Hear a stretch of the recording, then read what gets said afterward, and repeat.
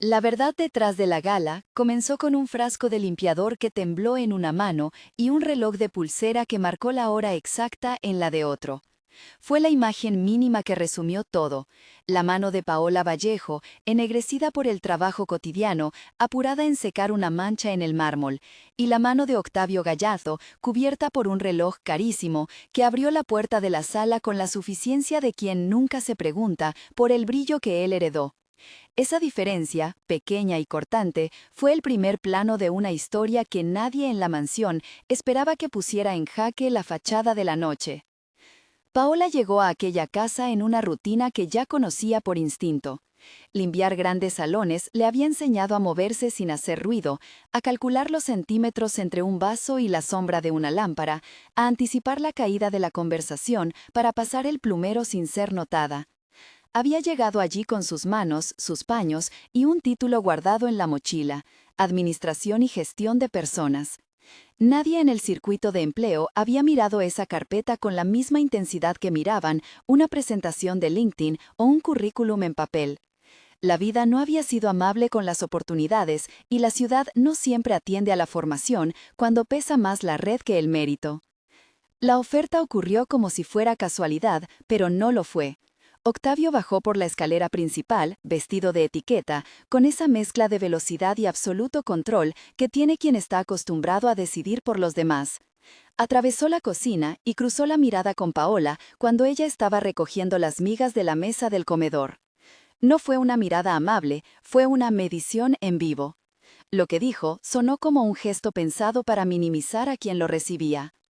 ¿Te importaría venir a mi gala esta noche?, preguntó, sin una explicación que remitiera a la cortesía.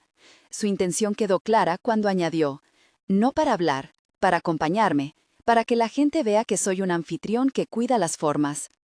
Las palabras cayeron y dejaron un frío. Paola supo desde el primer segundo que aquello no era una invitación, sino una transacción. Él ofrecía dinero en efectivo, la suma era considerable y la condición era una sola: sonreír y guardar silencio. La frase, de tan simple, se convirtió en un eco que ella repetiría entre dientes cuando la duda la atacó. No hubo arrogancia en la voz de Paola al responder, hubo cálculo. Su hermana menor debía pagar la operación de muelas que se había ido posponiendo. El alquiler de la habitación se retrasaba, la luz se había disparado. Ella pensó en facturas, en la madre, que llamaba una y otra vez desde la provincia, preguntando si había algo de comida extra. Pensó en la credencial de su título cosida en una cartera que nadie había querido hojear. Y pensó en lo que haría si rechazaba la oferta: volver a la casa con la factura sin pagar y las voces entre dientes de la dificultad. Aceptó porque la necesidad raramente permite elegancia. Lo hizo con la dignidad que le quedaba. Mantuvo la espalda recta, puso su nombre en la mano que Octavio le dejó con un sobre y reclamó una cosa que no era dinero. «Quiero que esa cifra esté documentada», dijo, y miró a los ojos del hombre como quien fija un contrato. Que alguien la pagase por guardar silencio no la convertía en objeto, era un medio para salir de un apuro. Exigió una constancia. La constancia fue un gesto pequeño de agencia. No quería que su acto quedara en la penumbra de lo anónimo. Antes de irse a prepararse, llamó a Carmela. Carmela era su compañera de piso, su amiga desde el instituto y un refugio de sarcasmo y verdad. Carmela no dijo «no vayas», tampoco la celebró. Le pidió que fuese prudente y que no perdiera los papeles por nada del mundo. Le recordó que tenía estudios y que esa noche podría convertirse en una historia triste o en una noche de supervivencia con final neutro. Le pidió que regresara con la misma dignidad con la que había salido. Paola prometió volver. En la limusina que las acercó, Paola sintió el peso de las miradas ajenas. Guardó los guantes en el bolso y observó el contraste entre su vestido sencillo y las telas que cruzaron por sus costados. No era su lugar, eso lo sabía. Tampoco se engañó con la idea de que la presencia le otorgase algún privilegio moral. Fue, en todo momento, una elección. Eligió comer poco, elegir los momentos en que su presencia pasara desapercibida, sonreír cuando debía sonreír y hablar cuando debía callar. Pero la noche tenía otras ideas. La gala era una esfera brillante. candelabros que arrojaban luz cálida, mesas largas con copas que tintineaban, conversaciones que recorrían balances, obras de caridad y algún que otro elogio hacia la imagen pública de Octavio. Había un fotógrafo que se movía con un radar social, buscando ángulos que vendieran prestigio. Paola permaneció en el borde, exactamente donde le habían asignado. Una figura ordenada en el inventario de la velada, un sello estético que completaba la escena. La consigna «sonríe y guarda silencio» fue un mantra que le atravesó la noche, y sin embargo, en el intervalo entre un brindis y la siguiente discusión sobre inversiones, alguien se acercó con una queja sobre la discrecionalidad del personal de planta. Era una observación banal, una frase sobre la falta de empatía que el huésped de turno usó como si hablara de un servicio de hotel. Fue entonces cuando Paola notó el modo en que todos hablaban de personas como si fuesen números en una hoja de cálculo. Eficiencia, coste, rotación. No era la primera vez que escuchaba esas palabras, pero sí la primera en una sala donde, por su propia presencia, debía ser invisible. Algo en su interior se calentó. No fue valentía espontánea ni un destello de rebeldía sin fundamento. Fue la acumulación de años escuchando que su formación no valía tanto como su disponibilidad. Respiró profundamente y dejó que su voz, que llevaba años aletargada por la necesidad, se abriera paso con una claridad sin adornos. Nunca había visto a tanta gente hablar de números mientras ignoraba a las personas que los hacen posibles, dijo. La frase cortó el aire. No gritó, no pidió aplausos. Habló con la calma de quien enuncia una obviedad que por alguna razón nadie quería oír. Los invitados se volvieron. Los copas pararon una fracción de segundo en sus manos. Alguien exhaló un metal de sorpresa que parecía contenido. Don Rodrigo Salazar, un accionista mayor con fama de ver más allá de su propio bolsillo, dejó la conversación en la que estaba envuelto y miró a Paola con los ojos entre curiosos y evaluadores. No era una mirada para castigarla, era una lupa. De aquellos segundos nació un ofrecimiento que no fue inmediato, pero sí certero. Don Rodrigo, que había pasado la vida apostando a personas cuando los demás apostaban a cifras, la invitó a hablar después de la cena. Le ofreció café en un rincón menos iluminado y sin testigos. No dijo «trabaja conmigo», no lo necesitaría. Hizo algo mejor. Preguntó por su formación, por sus planes, por aquello que la noche había demostrado en un golpe seco. Un criterio, una voz y la capacidad de poner palabras a una injusticia. Paola habló con la misma economía que la había caracterizado siempre. Mencionó la carrera, el diploma que nadie había validado, las materias que seguía revisando en la noche, los cursos que había pagado en cuotas. Dijo que había terminado sus estudios años atrás, que la vida la había llevado por otros caminos y que limpiar casas no era su destino sino una circunstancia. Don Rodrigo la escuchó sin prisa. En su gesto no había condena, sino cálculo. En su enigmático apretón de manos había la promesa de algo que no se daría por arte de magia.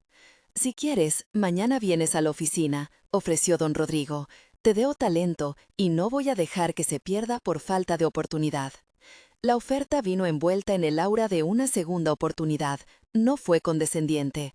Sin embargo, la aceptación de Paola no fue automática. No quería que pasar de una limpieza a otra se leyera como una huida milagrosa del destino. Necesitaba garantías, pruebas. Preguntó si sería empleada con contrato, si tendría formación, si el puesto incluiría responsabilidad y no solo una fachada. Don Rodrigo asintió. Había oído la palabra gestión de personas y la había entendido como un valor, no como una etiqueta bonita para folletos. Aquella madrugada, cuando volvió a la humildad del piso que compartía con Carmela, Paola no contuvo la mezcla de alivio y vértigo. La oferta era un puente, no era la tierra firme. Sabía que entrar a la empresa de Octavio Gallardo, la misma entidad que esa noche la había tratado como adorno, implicaría exponerse a nuevos riesgos. Entrar significaba enfrentar al jefe que había minimizado su existencia y a la burocracia que convierte los cambios en laberintos. En la cocina, Carmela la miró con esa expresión que mezclaba orgullo y la posibilidad remota de desastre. No porque desconfiara de las capacidades de Paola, sino porque conocía la mecánica del poder. Entra de una puerta ajena y te encuentras con pasillos que no están hechos para tus pasos. Paola, sin embargo, tenía algo más que una oportunidad. Tenía la constancia con la que había insistido en exigir que aquella suma quedara documentada la noche que fue objeto de una transacción.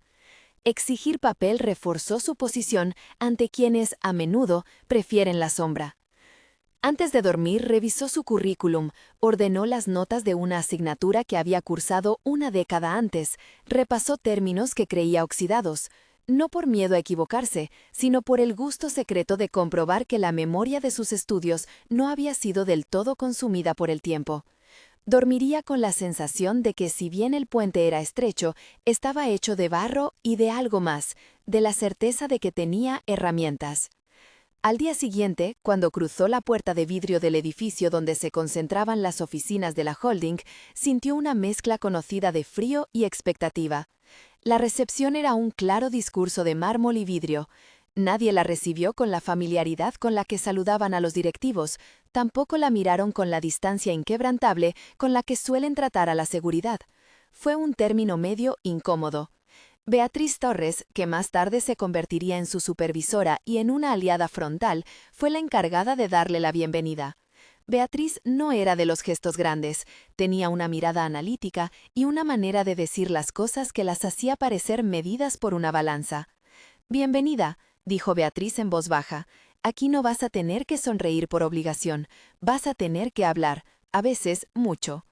La frase, pronunciada con una neutralidad que no dejaba mucho lugar al romanticismo, fue el primer indicio de que la empresa podía ser más compleja que la sala brillante de la gala. Paola se integró a un área donde, paradójicamente, el trabajo sobre las personas estaba más en las planillas que en la empatía habitual de un equipo formado por experiencia. Fue presentada a Fernando, quien se encargaría del análisis de clima organizacional, a Gabriela, responsable de programas de capacitación, y a Esteban, encargado de reportes. Todos tenían la profesionalidad de quienes han aprendido a medir el valor humano en KPIs. El encuentro con Octavio fue breve y apenas cortés. Él la miró sin conceder la sorpresa pública como algo merecedor de una reacción emocional. La contrariedad que había sentido la noche anterior mutó en una especie de curiosidad que no supo disimular. Octavio era un hombre hecho por la precisión, decisiones rápidas, palabras concisas. No estaba habituado a que alguien le plantase un espejo. Sin embargo, debajo de su coraza había algo que apenas asomó, la molestia de verse cuestionado en lo que para él era la esfera pública. Paola no vino con arreglos ni con resentimientos épicos. Traía ideas mesuradas, propuestas para un programa piloto en una de las plantas de la empresa, pequeños cambios que podían medir el impacto en rotación y en satisfacción a corto plazo. No ofreció milagros. Su discurso fue de herramienta y cronograma, encuestas anónimas, entrevistas cualitativas con mandos medios, revisiones de procesos de selección, talleres de liderazgo básico para supervisores. Lo que planteó era aplicable, medible y sobre todo escalable. Beatriz, que por entonces había visto muchos formatos pasar por su mesa, tomó notas con moderada expectación. Fernando sonrió apenas, como quien ya tenía las tablas para traducir aquello a números. Gabriela encontró la posibilidad de convertir esos talleres en un producto que podía replicarse. Octavio, por su parte, cruzó los brazos y escuchó como quien no juzga sin antes poseer los datos. Ese silencio fue a la vez un reto y una oportunidad. El primer choque entre Paola y Octavio llegó cuando ella propuso una inversión inicial en formación de mandos por un período de 3 meses. El coste no era exorbitante, pero implicaba una modificación presupuestaria y, aún peor para muchos en la sala, una apuesta a resultados que no fueran inmediatamente tangibles en el balance trimestral. Octavio objetó la prioridad de destinar recursos a suavizar la gestión si la medida no iba acompañada de resultados numéricos rápidos. Lo dijo con la frialdad del ejecutivo que ha aprendido a medir el tiempo en retornos. «Necesitamos impacto directo sobre la línea de negocio», dijo Octavio, «no palabras bonitas». Paola respondió con la calma de quien confía en los instrumentos más que en los elogios. Propuso indicadores, frecuencias de medición y metas concretas. Reducción de rotación en un 12% en 6 meses, mejora de satisfacción en 20 puntos en encuestas internas, disminución de ausentismo en un 8% en 3 meses. No eran promesas, eran hipótesis con una hoja de ruta que contenía plazos, responsables y recursos. La sala aceptó el documento con algo que no era ovación, pero sí la medida prudente del profesionalismo. La tensión con Octavio se hizo visible en pequeños gestos, una corrección del tono de una orden, un email con preguntas que buscaban socavar la viabilidad de la medida. Paola lo notó y no lo evitó. Sabía que una relación profesional con quien había sido el anfitrión de su humillación nocturna tendría pasajes difíciles. No obstante, también supo que el único antídoto contra la importancia del pasado era el trabajo medible del presente. Así que se dejó llevar por la metodología, por los números y por las pequeñas victorias que empezaron a aparecer en pruebas piloto. Los primeros pasos incluyeron visitar la planta de Guadalajara en un viaje que sería para ella un examen. Guadalajara no era solo una ciudad en el mapa corporativo, era un laboratorio donde la teoría se transformaba en práctica. Allí caminó entre máquinas, habló con operarios que siempre habían visto a la gerencia como una voz desde lejos y organizó talleres que no pretendían grandes discursos, sino ejercicios sencillos. Reconocer errores, recibir feedback, hacer una prueba de escucha entre supervisores y equipo. Las reacciones fueron mixtas. Algunos mostraron escepticismo, otros alivio. Paola anotó cada comentario, cada gesto, no por acumulación de ego, sino por la necesidad científica de trazar una línea base. Octavio la acompañó a Guadalajara en el segundo viaje. Sus silencios, al principio, eran armas, luego curiosidades. Observó cómo su equipo respondía a la presencia de la mujer que en menos de 2 meses había comenzado a marcar el ritmo del cambio. En las tardes de la ciudad, cuando la agenda permitía una pausa, ambos se encontraron en un pasillo de hotel discutiendo detalles de implementación. No hubo confesiones sentimentales, solo profesionalismo, que, sin embargo, dejó entrever un respeto que crecía con la evidencia de resultados. En Madrid o en la ciudad que sea donde se ambientara la firma, la oficina aprendió a medir más allá del coste inmediato. Las primeras cifras fueron pequeñas, pero ilustrativas. Una planta con rotación histórica del 27% vio su intención de permanencia subir un par de puntos en escalas preliminares. La formación inicial reportó un 15% de aceptación en encuestas de satisfacción al personal. No eran porcentajes para titular un periódico financiero, pero eran los fragmentos necesarios para construir un argumento. Paola hizo de esos fragmentos un puzzle que, ensamblado con paciencia, podría hablar por sí solo ante una sala de juntas. Mientras tanto, la voz pública sobre la noche de la gala no desapareció. Corrió en murmullos por los pasillos, a veces en tono de chisme y otras en forma de reproche silencioso. Octavio sintió el ruido como un peso que no había previsto. Alguien le dijo que la presencia de Paola en la empresa había sido un gesto de capricho de don Rodrigo. Octavio, sin embargo, empezó a ver que aquello era mucho más que una movida de imagen. Era una iniciativa que generaba datos y, por ende, consecuencia. Eso lo inquietó y lo obligó a virar sus prácticas con una lente que no estaba calibrada para la empatía, sino para la eficiencia. En esos primeros meses hubo pequeños roces que no se convirtieron en herida y otras conversaciones que sí dejaron cicatriz. Paola tuvo que defender su plan ante quien preguntaba por balances. Octavio aprendió a escuchar cifras que hablaban de personas en vez de solo gráficos de producción. Beatriz se transformó en su apoyo técnico y a la vez en la voz que le recordaba que cada avance se medía en evidencia. Fernando tradujo historias en indicadores, Gabriela puso en palabra lo necesario para replicar los talleres y Esteban fue la mano que ordenó las hojas de cálculo hasta hacerlas legibles. La historia, en ese primer tramo, no era un romance en ciernes ni una oda al triunfo instantáneo. Era el relato de una mujer que, a golpes de formación y paciencia, se reclamaba su derecho a no ser invisible. Era la historia de un hombre que aprendía a mirar más allá de la estética y a valorar la consecuencia de sus actos. Y era la crónica de una empresa que empezaba a descubrir que invertir en personas no era una categoría moral, sino una estrategia que funciona cuando se le da herramientas y métricas. Después de varias reuniones internas y varios desplazamientos, don Rodrigo volvió a pronunciar una frase que, para Paola, sonó como faro. No podemos permitir que el talento se diluya por falta de alternativa. Fue tanto una advertencia como una defensa. Él, que había visto en su voz la misma contundencia que en muchos ejecutivos, decidió apostar por una propuesta. Un proyecto piloto que, en principio, serviría como prueba para la junta de accionistas. No era todavía la gran audiencia del consejo, pero sí la estructura mínima para que el trabajo de Paola pudiera sostenerse con datos. El primer bloque de la historia cerró con la imagen de Paola en la sala de reuniones, sosteniendo un dossier que no era solo papel, sino el primer capítulo de su credencial profesional públicamente reconocida. El dossier contenía encuestas, testimonios recopilados en Guadalajara, el diseño del taller y la precampaña de formación. También estaba la nota con la suma que Octavio le había entregado en la mansión, la constancia que ella había exigido la noche en que aceptó ser ornamental por necesidad. Aquella nota, curvada entre las hojas, era un recordatorio silencioso de por qué la iniciativa había empezado. Por necesidad, sí, pero ya no solo por eso. Si esta historia te habla, deja en los comentarios la ciudad desde la que la lees y cuéntame qué harías tú en el lugar de Paola. La verdad detrás de la gala no es solo la de una noche, es la de todas las decisiones que siguen después del brillo. En la penumbra que dejó la última reunión, Octavio salió del edificio con una molestia contenida y una curiosidad que por primera vez no supo nombrar. Paola, por su parte, volvió a su piso con el dossier bajo el brazo y la sensación de que cada hoja era una pequeña reivindicación. Sabía que el camino sería largo.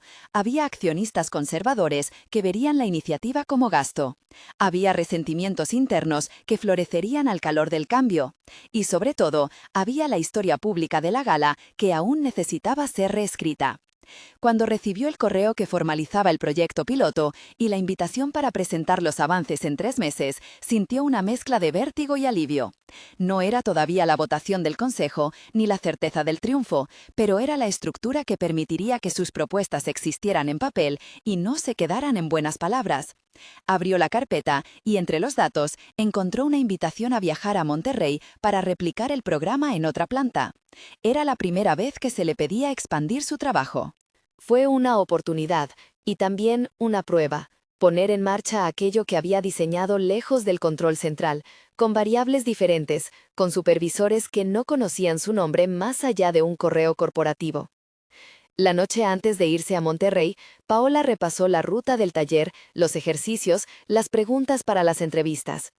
Preparó un kit con material impreso, una lista de contactos y, escondida en un bolsillo, la nota que documentaba el pago en la mansión.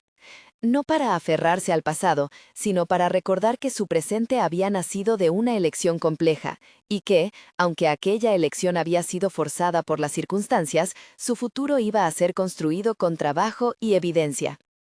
En el aeropuerto, cuando el sol apenas comenzaba a rajar la mañana, la figura de Paola fue una mezcla de maleta, café y determinación.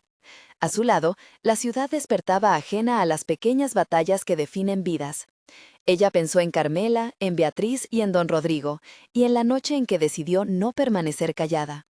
No sabía lo que vendría después, votos en una sala silenciosa, reproches de quienes prefieren las decisiones desde una cifra, la mirada de Octavio que ya había empezado a cambiar. Lo que sí sabía era que había una verdad detrás de la gala que no podía borrarse con bocadillos ni con lujos. La verdad de que las personas sostienen las cifras y que, si se las entiende, los números empiezan a contar otra historia. Al subir al avión, dejó la ciudad atrás con la promesa de transformar la experiencia en resultados. En su bolso, el dossier pesaba menos que la responsabilidad de aquello que la había impulsado a no callar. Y mientras la pista quedaba atrás, la historia continuaba su curso, con nuevos escenarios por delante, y, en la sala grande de cristal al fondo del edificio donde Octavio despachaba, un grupo de personas que aún tendría que decidir si preferían el costumbrismo de la inercia o la incomodidad de apostar por la gente. El avión descendió con un ronroneo que Paola sintió en el pecho como si fuera la promesa de algo pendiente. Monterrey la recibió con un sol seco y un olor a tierra que parecía decirle, sin concesiones, que allí no habría brillo que disimule trabajo verdadero. La planta obedecía un ritmo mecánico, cintas, matrices, manos que repiten gestos. Su primer día consistió en lo que había aprendido a convertir en disciplina: escuchar sin interrumpir, tomar notas sin juzgar, trazar problemas con la misma precisión que antes trazaba recados en la esquina de una libreta. La agenda arrancó con entrevistas cortas. Paola se acercó a los mandos de línea con la premisa más sencilla: preguntarles qué les impedía hacer mejor su trabajo. No hubo grandes teorías, solo respuestas concretas: falta de comunicación entre turnos, instrucciones que llegaban por email tarde, supervisores que no sabían cómo dar retroalimentación, salas de descanso inadecuadas. A cada punto le escribió una hipótesis de intervención y propuso pruebas pequeñas y medibles.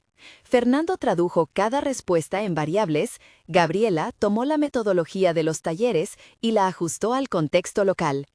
Esteban diseñó encuestas que se podían aplicar en 15 minutos, dejando tiempo para la producción. El primer taller fue una sorpresa silenciosa. En la mañana, el grupo que debía asistir estaba escéptico. Al final de la tarde, muchos pidieron que las sesiones se repitieran. No fue por la promesa de grandes discursos, sino porque alguien, por primera vez en meses, había preguntado por su experiencia y, aún más importante, había movido fichas para que ese feedback pesara. En la pizarra del salón de reuniones quedó una lista de acciones de fácil ejecución: turnos mejor coordinados, un protocolo claro de entrega de tareas, reuniones breves antes de cada cambio de turno para sincronizar expectativas. Cuando Octavio llegó a Monterrey, parecía menos un juez que una persona con pocas certezas. Su reserva habitual se fraccionó en preguntas directas sobre cómo medir el efecto de los talleres, cuáles eran las variables que lo podían preocupar a él como ejecutivo. Paola respondió con la sencillez que la había llevado hasta ahí. Propuso un panel de control con indicadores mensuales. Explicó que la mejora en satisfacción no era un fin estético, sino un indicador adelantado de continuidad de personal y calidad. Discutieron sobre plazos y recursos como dos profesionales que comparten una responsabilidad, no como dueño y subordinada. Los primeros resultados llegaron pronto y fueron honestos. No todos los indicadores mejoraron al mismo ritmo, pero hubo cambios demostrables. La rotación mensual de la línea, que había promediado el 2,3% por mes, se redujo a 1,7% durante los 2 meses del piloto.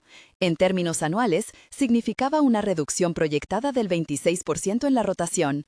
El ausentismo, medido como días perdidos por cada 100 empleados, descendió de 4,2 a 3,7. La productividad por hora subió un 3,5% en las líneas que participaron directamente en talleres y reuniones sincronizadas. Ninguna cifra era espectacular por sí sola, pero juntas empezaban a contar una historia. Menos rotación y menos ausentismo reducen costes de capacitación y pérdida de eficiencia. Un 3,5% de mejora en productividad, extrapolado a la escala de la planta, representaba cientos de miles de euros al año. Fernando preparó las proyecciones con la seriedad de quien sabe que la credibilidad reside en las cifras. En los pasillos, la voz sobre la noche de la gala seguía susurrando, ahora con un tinte que se acercaba más a la sospecha que al rumor. Había quienes todavía cuestionaban la procedencia de Paola, como si su historia personal invalidara su propuesta técnica. Mauricio Solís, accionista mayoritario de carácter conservador, no tardó en usar ese hilo para lanzar dudas. ¿Qué garantías tenemos de que no es una operación de imagen?, preguntó en una reunión discreta, aceptada por algunos interesados en recortar costos. Para Mauricio, aquella gala era una evidencia más de que decisiones no suficientemente fundadas podían costarle a la empresa su reputación. Don Rodrigo, sin perder el aplomo, respondió con datos y con convicción. Recordó que él mismo había visto en Paola algo que no se compra en los currículums: criterio y la capacidad de conversar con gente de todos los niveles. Era una defensa que, aunque sentimental en su fondo, se apoyaba en el trabajo en Guadalajara y en los números que Fernando traía. Esos respaldos bastaron para contener el primer embate de Mauricio, pero no para apagar la inquietud del sector más conservador. La crisis llegó cuando un cliente clave, una cadena con contratos que rozaban el 18% de la facturación anual, señaló problemas de calidad en envíos recientes. El cliente amenazó con suspender entregas y con revisar precios. A simple vista, el problema era operativo, una correlación entre un aumento de errores en una línea y la rotación de personal que la había afectado meses atrás. Pero en el tablero de presiones, aquello era una bomba: pérdida de cliente, caída en ingresos, nervios en la junta. Octavio lo sintió como una responsabilidad directa. Aquella misma mañana llamó a Paola y le dijo, con una franqueza que contenía algo parecido a culpa, que la situación exigía una intervención inmediata.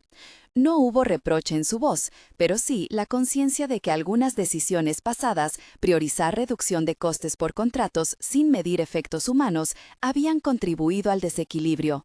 Paola no aceptó que la culpa se transformara en castigo improvisado. Propuso un plan de contingencia concreto en 48 horas, un equipo sindicalizado con responsables claros, refuerzo de control de calidad en línea, rotación de personal supervisional para evitar la reinterpretación de órdenes y un plan de comunicación directa con el cliente, donde se reconociera el fallo y se presentaran medidas correctoras con plazos y garantías. Esa noche se formó un equipo de trabajo: Paola al frente de la coordinación humana, Fernando con los datos, Gabriela con los talleres de refresco, Esteban con la logística y Octavio supervisando la relación con el cliente. Se trabajó hasta altas horas, nadie buscó protagonismo. Lo que ocurrió fue precisamente el remedio que la empresa necesitaba: la colaboración interfuncional que la dirección, sola, rara vez logra articular. El cliente respondió a la honestidad. En una llamada tensa, Paola habló en nombre del equipo y no permitió florituras, explicó el diagnóstico, presentó el plan y ofreció un calendario de entregas con indicadores de control que el cliente pidió validar. La sinceridad fue un bálsamo inesperado. Muchas veces, lo que calma más que la promesa es la transparencia. La cadena decidió mantener el contrato, pero con cláusulas estrictas de seguimiento.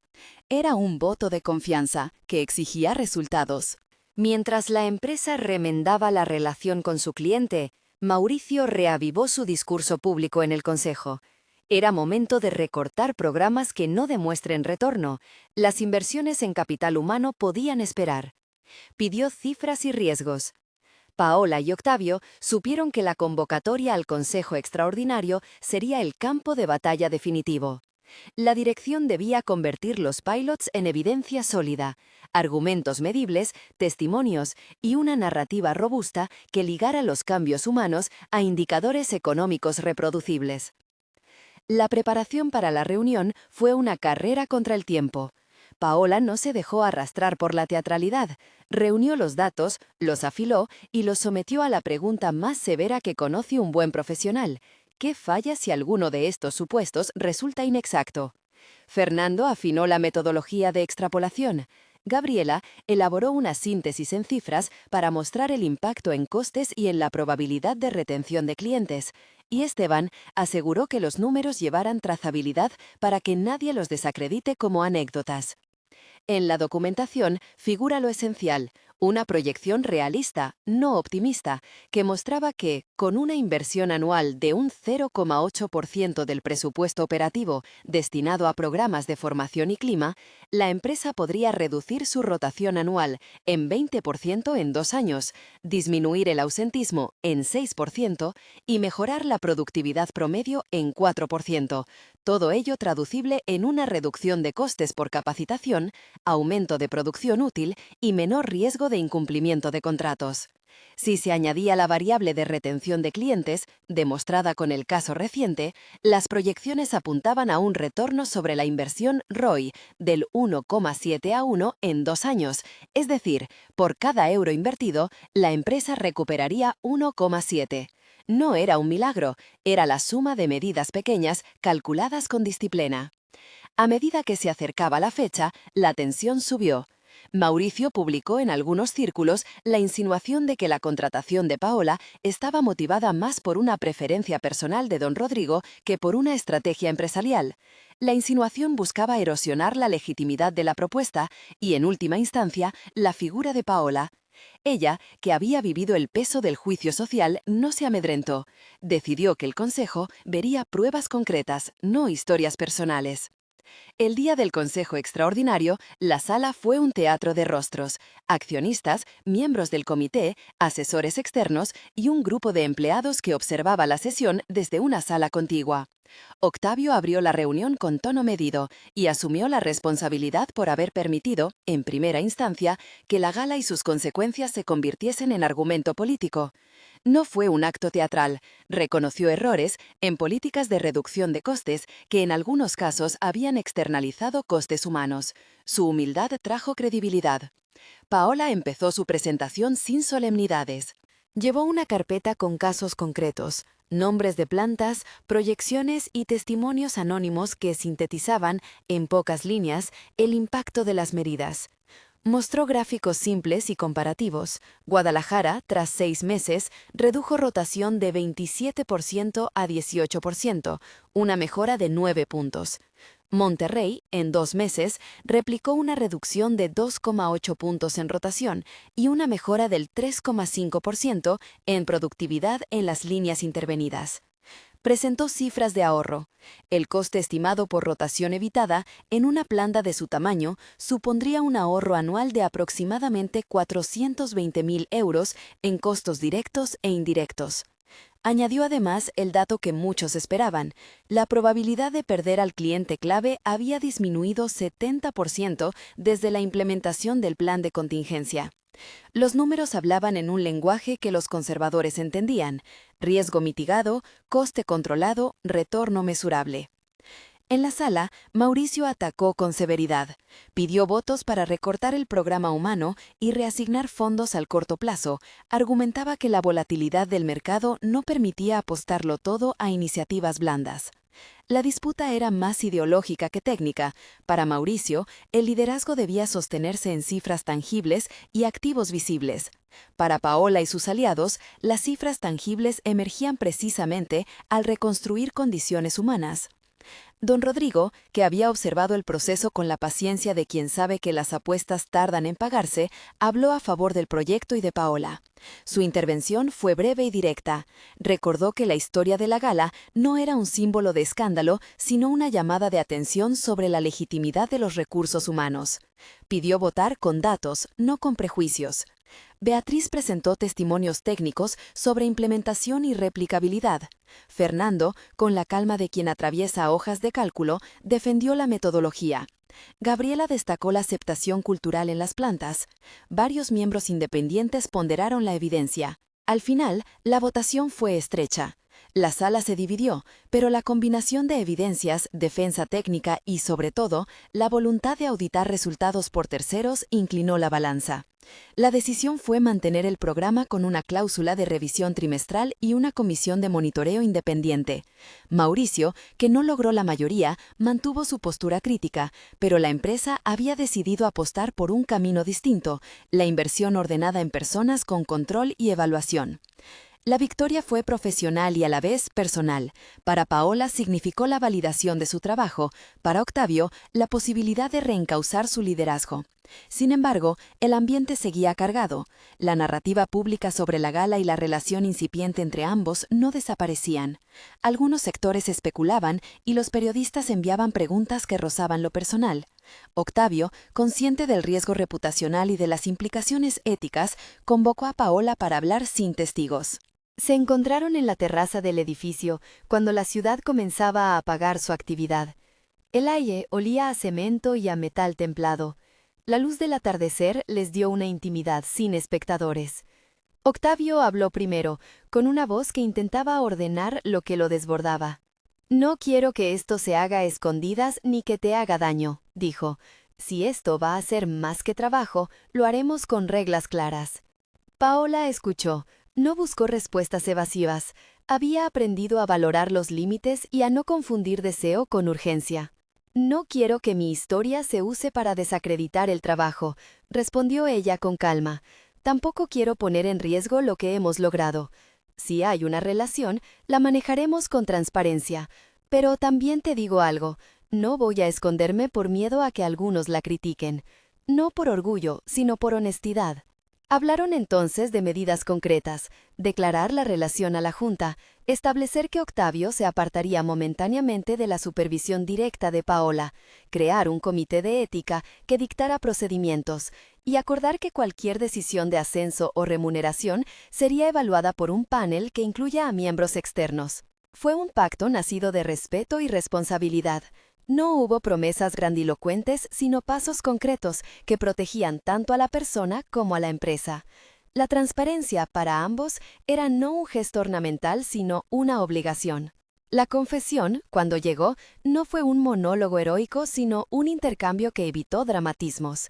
En un momento, Octavio tomó la mano de Paola y dijo, con voz baja: «No busco reparar con afecto lo que debí reparar con acciones. Busco que lo que venga sea por lo que somos, no por lo que fue una noche». Paola respondió con la misma franqueza: «No necesito que me salves, necesito ser parte de las decisiones, y si esto es real, que lo sea en pie de igualdad». Ambas frases sellaron algo, una reciprocidad que no anulaba diferencias de poder, sino que las reconocía y las resolvía con reglas. La relación, si así debía llamarse, se desarrolló de forma pública y medida. Octavio comunicó a la Junta su vínculo con Paola y presentó el protocolo que habían acordado. Hubo críticas y hubo apoyo. Mauricio expresó rechazo, consideró la decisión un riesgo que había que vigilar de cerca. Don Rodrigo, en cambio, la interpretó como una prueba de madurez institucional. La compañía, obligada a revisar sus políticas, terminó por formalizar procedimientos que ya eran necesarios: manejo de conflictos, políticas de no discriminación, procesos de reporte y supervisión externa en casos de relaciones de poder. La historia sirvió, paradójicamente, para profesionalizar aún más la gobernanza interna. Mientras tanto, el trabajo continuó. Los programas se escalaron, se ajustaron y se auditaron. En las plantas donde se implementaron las iniciativas, los resultados siguieron consolidándose. Después de un año, Guadalajara reportó una reducción acumulada en rotación del 34% respecto a la línea base. Monterrey registró una mejora en productividad del 6% en las áreas intervenidas y una reducción de las quejas de clientes del 72% en términos de fallos por envío. La extrapolación prudente que Fernando había hecho demostraba que si las medidas se replicaban de forma ordenada, el coste de la inversión se amortizaría en poco más de 2 años, con beneficios sostenibles a partir del tercero. La validación más elocuente llegó de la propia gente. En una de sus visitas, Paola encontró a varios supervisores que antes la habían mirado con reticencia, ahora pidiéndole asesoría para replicar un taller en otras líneas. Uno de los operarios, que antes se mostraba silencioso, le dijo: «Gracias por preguntar, eso cambió mi día a día». Palabras simples que hacen ruido, cuando el problema había sido sentirse invisibles. El camino no fue libre de fricciones. Hubo errores de implementación, resistencia y episodios de tensión. En una ocasión, una decisión apresurada de un gerente provocó una baja de moral en un turno. Paola y su equipo tuvieron que rediseñar la comunicación y aceptar la responsabilidad por la falta de sincronía. Aprendieron a admitir sus propias limitaciones y a corregir rápido. Fue un aprendizaje colectivo que, si algo mostró, fue que las soluciones no son héroes individuales, sino procesos iterativos. Con el paso de los meses, Octavio mostró la transformación que el DNA había previsto. Dejó de ser un ejecutivo que medía la gestión solo en balances y empezó a tomar decisiones con más consulta y escucha. No fue un cambio de personalidad radical, fue una ampliación de su criterio. Empezó a pasar más tiempo en planta, a pedir informes que no solo hablaran de producción, sino de clima, a asistir a algunos talleres no como jefe, sino como oyente.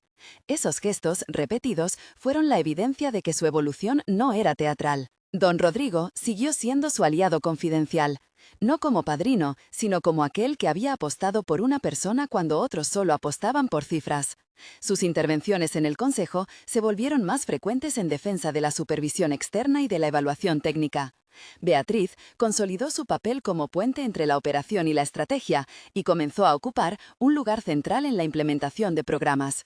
En el terreno personal, la relación entre Paola y Octavio no contagió la dinámica de respeto profesional. Hubo, por supuesto, miradas que los espectadores podían leer, hubo cenas de trabajo que se confundían con conversaciones más extendidas. Pero hubo también un momento que marcó el carácter de su vínculo. Una noche en que Paola, agotada por una sucesión de viajes, rechazó una invitación a cenar envuelta en compromiso. Octavio lo aceptó sin presión. No fue un gesto menor. Prefirió respetar su cansancio antes que imponer deseos. Esos pequeños actos cimentaron la reciprocidad que buscaban. La historia avanzó hasta el punto que el título había prometido desde el inicio. La verdad detrás de la gala no era una revelación sensacionalista sobre un romance oculto, sino el trabajo que vino después. La travesía de una mujer que eligió no quedarse invisible y de una organización que aprendió, a fuerza de datos y de responsabilidad, a ver a sus personas como aliados estratégicos. Con el tiempo, la compañía oficializó el programa bajo un nombre sobrio: Capital Humano Estratégico. Se creó una oficina con presupuesto propio, con indicadores públicos y con un calendario de auditorías. La medida tuvo efecto en la reputación empresarial. Los clientes, al ver la voluntad de transparencia, mostraron más confianza. Algunos accionistas conservadores aceptaron que la inercia no es siempre la senda más segura y que la sostenibilidad pasa por potenciar talento y cuidar relaciones. La boda, cuando llegó, fue un gesto íntimo y deliberadamente distinto a la gala que la había originado. No hubo fotógrafos buscando ángulos para vender una imagen, ni candelabros que evocaran ostentación. Fue una ceremonia pequeña en una casa de campo, con mesas largas, comida sencilla y presencia de quienes habían sido parte del cambio. Don Rodrigo, Beatriz, Fernando, Gabriela, Esteban, Carmela con su habitual mezcla de sinceridad y chistes que alivianaron la tarde. Algunos empleados fueron invitados, no como gesto simbólico, sino porque habían trabajado codo a codo en el proyecto. La boda no fue un premio simbólico para Paola ni un ascenso encubierto. Fue la culminación de una vida que decidió avanzar. En su discurso, Paola no habló de riqueza ni de destino, sino de decisiones. Habló de esas noches en que una persona tiene que elegir entre callar y reclamar su lugar. Agradeció a quienes la acompañaron y dijo algo que resumía su trayectoria: "No vine aquí por gracia, vine por trabajo". Sus palabras fueron recibidas con aplausos que no buscaban fama, sino reconocimiento. Octavio, a su lado, habló de errores y de aprendizajes.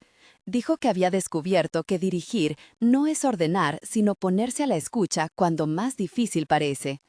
Ambos coincidieron en que su relación no borraba responsabilidad, la reforzaba. Después de la ceremonia, la empresa continuó su marcha con la nueva política y con una gobernanza más robusta. Las métricas se mantuvieron públicas. Los informes trimestrales mostraban una tendencia positiva: mayor retención, reducción de costes asociados a rotación y una mejora sostenida en índices de satisfacción. La narrativa corporativa cambió: menos mensajes sobre logros individuales y más historias sobre equipos. Eso, en términos prácticos, redujo fugas de talento y mejoró la predictibilidad de operaciones en clientes clave. Mauricio, con su estilo, nunca cambió del todo sus convicciones, pero aprendió a funcionar en un tablero donde las decisiones debían sustentarse en evidencia. Con el tiempo, sus intervenciones se volvieron más técnicas que ideológicas. Don Rodrigo, satisfecho con haber apostado, encontró en la acción la mejor respuesta a sus críticas previas al mercado. Invertir en personas no era un dogma, era una estrategia medible. El leitmotiv que había acompañado a Paola, la consigna que le dieron la noche de la gala, "sonríe y guarda silencio", dejó de ser un eco para convertirse en una advertencia superada.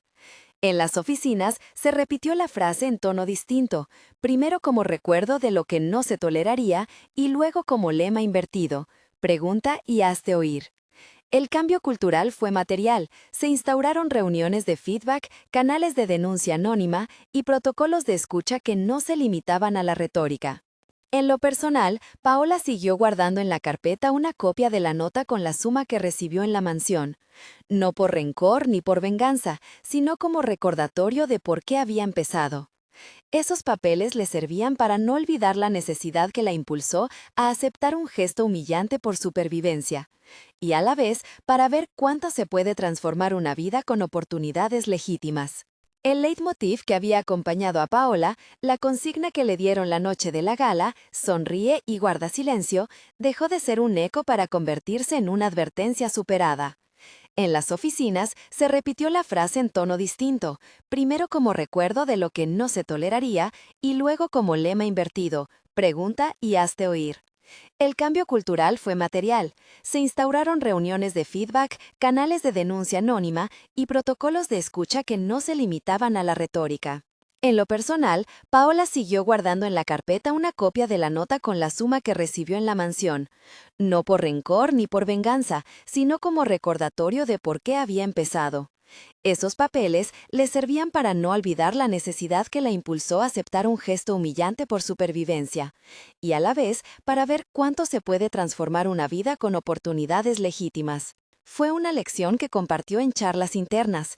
El talento que descansa en la sombra requiere, a menudo, una mano que no lo sirva, sino que lo reconozca.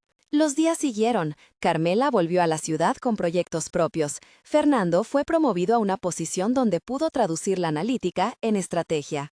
Gabriela lideró la expansión del programa. Beatriz consolidó una carrera de gestión humana con influencia estratégica. Los nombres de los personajes, antes aislados en roles, se entrelazaron en una red más sólida. La empresa, más que por una decisión del consejo, había cambiado por una sucesión de acciones pequeñas y repetidas. En el cierre, la cámara mental de la narración vuelve a la mansión de la gala. Aquella noche, que se creyó definitiva, quedó en la memoria como un disparador, no como una sentencia. La verdad detrás de la gala no era un secreto escandaloso, sino una lección. La apariencia puede esconder negligencias, pero también puede ser el punto de partida para que alguien, desde la invisibilidad, diga algo que revele lo que realmente importa. Paola, que aceptó una oferta por necesidad, construyó una carrera con la integridad de quien exige constancia por escrito y la paciencia de quien mide sus pasos con datos. Octavio, que buscó una imagen perfecta, aprendió a reconstruirse con preguntas y responsabilidad. En una oficina ahora llena de plantas y de elementos sencillos, una taza de café con una nota escrita a mano, una chaqueta colgada en una silla, Paola colocó en una estantería un pequeño símbolo, no un trofeo, sino una libreta donde cada trimestre registraba aprendizajes y fracasos. Allí, en la tinta corrida, quedaron las historias de las personas que le enseñaron que la gestión no es solo cálculo, sino escucha. A su lado, una foto de la boda les recordaba que el amor y el trabajo no son mutuamente excluyentes cuando se sostienen en reglas claras y respeto mutuo. La última imagen es simple, un despacho donde un dossier reposa sobre la mesa con el título Capital Humano Estratégico, Informe Trimestral, mientras en el fondo, a través de la ventana se ven las luces de una ciudad que continúa su ritmo. No hay brillo innecesario ni grandes pompas, hay resultados, gente que sonríe porque su voz fue escuchada, y una compañía que entendió que apostar por las personas no es un gesto de caridad, sino una decisión estratégica. La verdad detrás de la gala, por fin, quedó escrita en cifras, en políticas y en vidas recuperadas. Si esta historia te ha movido, suscríbete y valora la narrativa. Comparte con alguien que crea que las decisiones humanas pueden transformar empresas y destinos. La conversación sigue abierta.